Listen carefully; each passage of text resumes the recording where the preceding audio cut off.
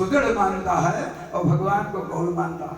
बचा हमारा उत्तर वेदांत, यही उत्तर वेदांत, उत्तर मीमांसा, यही एक रहस्य है जिसमें भगवान की भगवत्ता का प्रदर्शन किया जाता है। यद्यपि भगवान शंकराचार्य ने सर्वम खलुइदं ब्रह्म की स्थापना करी, सर्वत्र भगवान ही है, जो कुछ भी दिख पड़ता है वो सब भगवान ही है।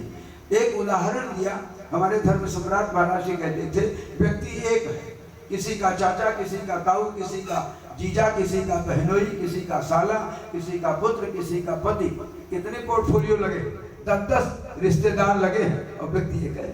इसी प्रकार परमात्मा एक है, अनेक रूपों में जाना जाता है। इसीलिए हमारे यहाँ उत्तर वेदांत में जो शक्ति संप्रदाय है उसमें एको हम बहुश्याम का सिद्धांत, एक ही तो हूँ, नाना रूपों में व्यवहृत हो गया हूँ। तो इस प्रकार से जो उत्तर वेदांत का सिद्धांत है उसका सरलतम उदाहरण है घटाकाश महाकाश। आकाश में घटा आने से महाकाश की सत्ता समाप्त नहीं होती, महाकाश बना रहेगा और घटा आने पर उससे कोई हानि नहीं होगी, न लाभ ही होगा, वो घटा ही चली जाएगी। भले हमारे स्वामी रामानुजाचार्य ने उसको विशिष्टाद्वैत कह दिया। उन्होंने कहा भाई देखो हम मानते तो हैं, लेकिन अब चना का छिलका और चना की दाल मिलकर चना बनेगा, इसीलिए उन्होंने अंश अंशी का भेद मान दिया, उदाहरण देकर समझा दिया। भले हमारे निम्बारकों ने कहा नहीं हम मानेंगे परमात्मा को, मानते तो हैं, लेकिन अब जब खोआ बन गया तो उसको दूध बना लेंगे, द्वैताद्वैत कह देंगे। पर माध्व संप्रदाय के कहते हैं नहीं हम द्वैत ही मानेंगे। अब जब दूध दही बन गया तो दही दूध नहीं हो सकता, उदाहरण देकर समझा देते हैं। तो हमारे यहाँ से भगवान की भगवत्ता को मानने के लिए बाध्यता है, भगवान की भगवत्ता तो सबको मानना ही पड़ेगा। जो नहीं भी मानता है, नास्तिकवाद कहता है ईश्वर नहीं के बाद है कहना पड़ता, ईश्वर नहीं है, बाद में जो नहीं के बाद है कहने पड़ता, नास्तिकवाद को भी मानना पड़ता। ऐसा नहीं कि नास्तिकवाद परमात्मा को न माने। भगवान शंकराचार्य की एक एक बातें देखिए, चारों पीठों की स्थापना करी, अभी हमारे मान्य महोदय जी बता ही रहे थे, 4 पीठों की स्थापना करी। पूर्व में उन्होंने ऋग्वेद के आधार पर प्रज्ञानम ब्रह्म इस महावाक्य की स्थापना करी। और वहां पर एक बात में थोड़ा अभी निर्णय नहीं हो पाया, बहुत से आचार्यों ने, बहुत से लेखकों ने, बहुत से विद्वानों ने इस बात का निर्णय पक्का नहीं कर पाए कि द्वारिकापुरी के प्रथम आचार्य श्री मंडन मिश्र हुए कि जगन्नाथपुरी, इसमें थोड़ा भ्रम है। पर हैं, मान तो लेने पड़ेगा, हैं तो वही हैं। तो वहाँ पर ज्ञानम ब्रह्म सूत्र दिया और वहीं पर उन्होंने वहीं पर उन्होंने गोवर्धन मठ की स्थापना करी। श्रृंगेरी पीठ में उन्होंने उनका सिद्धांत था, तो श्रृंगेरी पीठ में उन्होंने यजुर्वेद की स्थापना करी और सामवेद में उन्होंने शारदा द्वारका पीठ की स्थापना करी और उत्तर भारत में ज्योतिष पीठ की स्थापना अथर्ववेद के आधार पर करी और यहाँ चारों आचार्यों को नियुक्त किया। इसके अतिरिक्त उनके 2 ग्रंथ हैं, मठाम न्यायम अनुशासनम, उन ग्रंथों में 7 पीठों की स्थापना का वर्णन। 3 पीठें उन्होंने स्थापित नहीं की, ऊर्ध्वाम न्याय, अधोम न्याय, सर्वाम न्याय, 3 पीठें। ये तो पूर्वाम न्याय, दक्षिणाम न्याय, पश्चिमाम न्याय, पूर्वाम न्याय और उत्तराम न्याय, इस प्रकार के आम न्याय बनाए। आम न्याय शब्द वेदों से लिया उन्होंने। वेदानुप्राणित होने के कारण भगवत पूज्यपाद आदि जगद्गुरु शंकराचार्य हम आप सबके सर्वप्रथम इस कलिकाल के उद्भवी काल में, उद्भवी काल इसलिए कहते हैं महाराज परीक्षित के 28 वर्ष शासन करने के बाद कलयुग का प्राकट्य हुआ और उसी समय जन्मेजय ने सर्प यज्ञ कर डाली। उस सर्प यज्ञ से 1000 वर्ष तक विषाक्तता बनी रही। दूसरे 1000 वर्ष में बौद्धों की आक्रमता विराजमान रही और जब तीसरा चरण शुरू हुआ तब उस समय भगवान शंकराचार्य के द्वारा सुधारवाद की परंपरा प्रारंभ हुई और फिर आचार्यों की परंपरा में उस समय इतने आचार्य आए। आचार्य का अभिप्राय यही होता है ना, आचिनोति जम शास्त्रम वेद मध्यापय द्विजा, शास्त्रों का चयन करें, चुनाव करें, निर्णय लें, उसमें से ढूंढ के विचारों को सामने प्रकट करें। आचिनोति जम शास्त्रम वेद मध्यापय द्विजा स्वयं आचरते जस्मात् तम आचार्य विदु विदु, स्वयं उसका आचरण करें। ये नहीं कि वो पंडित जी ने कहा बैगन बना पंडितानी से, कहा कि कहाँ बना, आपने तो मना किया। कहा वो मैंने चौकी पर कहा था, चौका के लिए नहीं कहा। ऐसा नहीं, आचार्य को तो स्वयं आचरण में भी आना है और स्वयं आचरण करवाना है, तभी तो आचार्य होगा।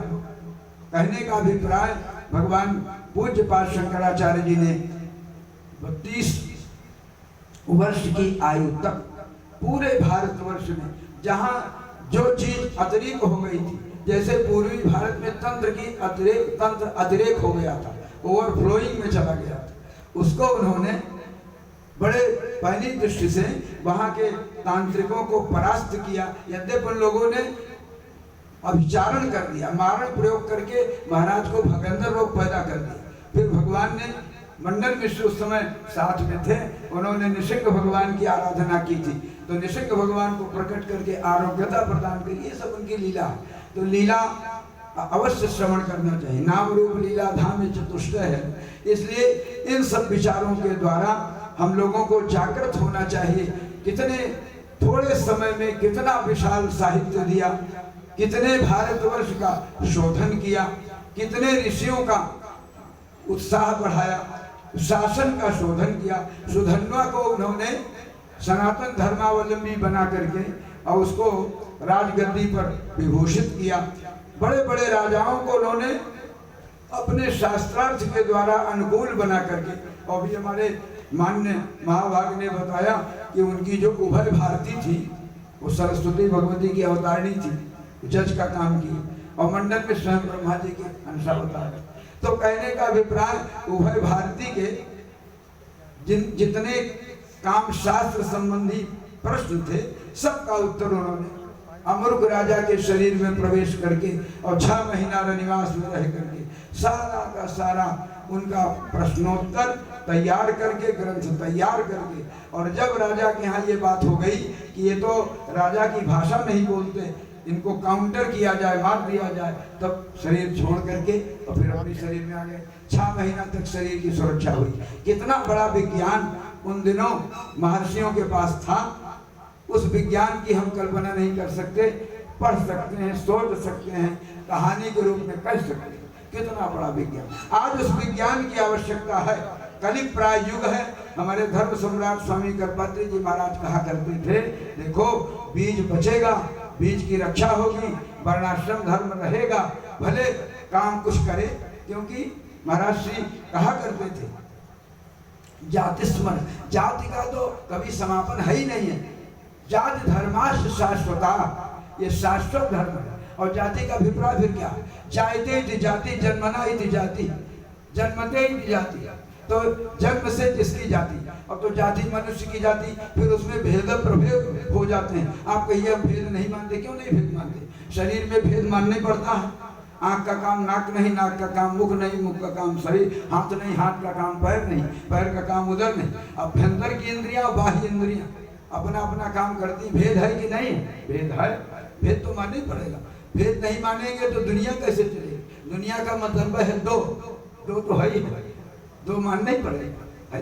इसलिए आप कभी भी धैर्य रखने की आवश्यकता है। जो जिस वर्ण में, जो जिस आश्रम में है, अपने आश्रमों का अनुपालन, अपने वर्ण का अनुपालन करते रहें। यह कहने से काम नहीं चलेगा कि सब बिगड़ रहे हैं। महाराज जी कहते थे सब बहे जा रहे हैं, आप मत बहो, आप तैरो, क्या जरूरत है, आप ही बह जाओ, बहना नहीं चाहिए। इस विश्व के पटल पर भारतवर्ष की एक अलग छवि है, और कितने लोगों ने कितना प्रयास किया होगा। 1700 साल तक हम लोग मुगलों के अनुशासन में दबे रहे, 300 वर्ष ईसाइयों के शासन में, 2000 तो निकल गया।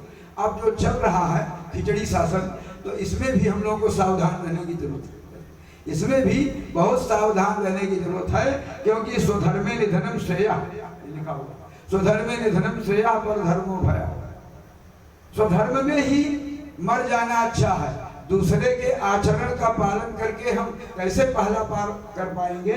इसलिए जो शास्त्र में लिखा है उसको अक्षरशः मान लेने की आवश्यकता, उसमें कोई तर्क करने की आवश्यकता नहीं है। सुप्रीम कोर्ट के जजमेंट से भी बड़ा है वो, बड़ा जजमेंट जो लिख दिया गया।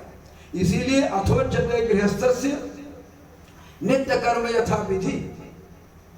महाराज, हम लोगों के लिए जो नित्य कर्म का विधान है, आचरण का विधान है, स्त्री पुरुषों के आचरण का विधान है, पुरुषों के अलग नियम, माताओं के अलग नियम। देखो आप समाज में अगर कहीं देखे हो तो माताएं एक माता को प्रणाम करती हैं अथवा किसी पुरुष को प्रणाम करती हैं, तो जितनी माताएं सबको लाइन में सबको प्रणाम करना पड़ता है। माताओं के प्रणाम का धर्म आप नहीं काट सकते, आप कहाँ तक काटेंगे? जितनी माता है उनको सबको प्रणाम करना, और नहीं करती तो सास माताएं जबरदस्ती प्रणाम कराएं, तुरंत ट्रेनिंग देती, विलंब न। हमारे यहाँ प्रणाम की पद्धति कितनी गड़बड़ आ गई। एक हाथ से प्रणाम करने पर पहले का पुण्य नष्ट हो जाता है। आजकल एक हाथ का प्रणाम चल गया, इसका खंडन कौन करे? आप ही लोग करेंगे, हम ही लोग करेंगे, दूसरा करेगा। एक हस्त प्रणामे न एकाचायु प्रदक्षिणा अकाले दर्शनम चैव हंत पूर्णम पुराकृतम। पहले का कमाया भी पुण्य नष्ट हो जाता। तो प्रणाम करने की भी विधि हमारे यहाँ कमजोर हो गई। एक एक विधियां दूसरे लोगों के यहाँ से आई, जो हमारे यहाँ से ले गए उसका उल्टा किए और उसको हम फिर उसको प्रणाम करने लग गए। उस विधि, दाहिना हाथ ऊपर रहे, बायां नीचे रहे, दाहिना दाहिने पैर को छुएगा, बायां बाएं को छुएगा। दाहिने में ऊर्जा शक्ति है और बाएं में प्रवाह शक्ति है। दाहिने में जो ऊर्जा उसको आप कह लीजिए इसमें करंट है और बाएं वाले में अर्थिंग है। तब तो प्रणाम करने पर इस तरह लगाएंगे तब आयुर्विद्या का सफल, तब 4 चीज बढ़ेगी। और उल्टा पुल्टा प्रणाम करेंगे तो चाहेंगे चारों चीज। विधि का पालन करेंगे तो फलादेश होगा, और विधि का पालन नहीं करेंगे तो फलादेश।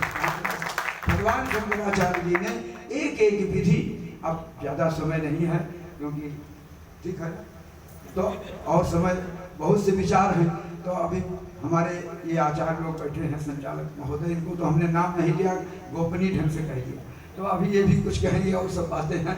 तो इतनी सब बातें हैं। आप लोग सब साधुवाद के पात्र हैं, सारे आचार्य हमारे आदरणीय हैं, जो भी मातृशक्ति है भी सब आदर के पात्र हैं। हम लोग शंकराचार्य के सिद्धांतों को समझने के लिए विचार करें, ग्रंथों का आलोडन करना पड़ेगा।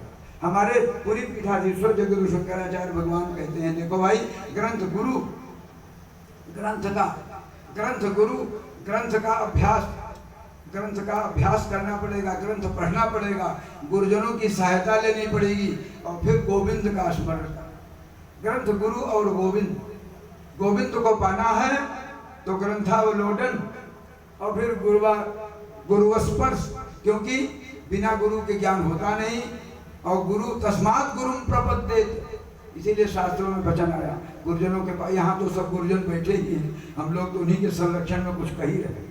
तो कहने का अभिप्राय इन गुरुजनों का साथ और ग्रंथों का साथ। अब आजकल जो तमाम प्रकार के ग्रंथ हैं, हम इतना जरूर निवेदन करेंगे, आप लोग महाराज श्री धर्म सम्राट जी के द्वारा लिखे गए जो ग्रंथ विचार पीयूष, कार्ल मार्क्स रामराज्य, जिसमें सारे भारतवर्ष की ही नहीं सारे विश्व की राजनीति ही नहीं, अर्थनीति, अर्थशास्त्र, सामाजिक शास्त्र और राजनीति शास्त्र जितना भी हो सकता है सब उसमें पिरोया हुआ है, पढ़ना चाहिए। ग्रंथों का आलोडन करेंगे तब कठिनाई आएगी, कठिनाई की निवृत्ति के लिए गुरुजनों की शरण में जाना पड़ेगा, फिर गुरुजन उन कठिनाइयों की निवृत्ति करेंगे, तब कहीं गोविंद की ओर चलना पड़ेगा।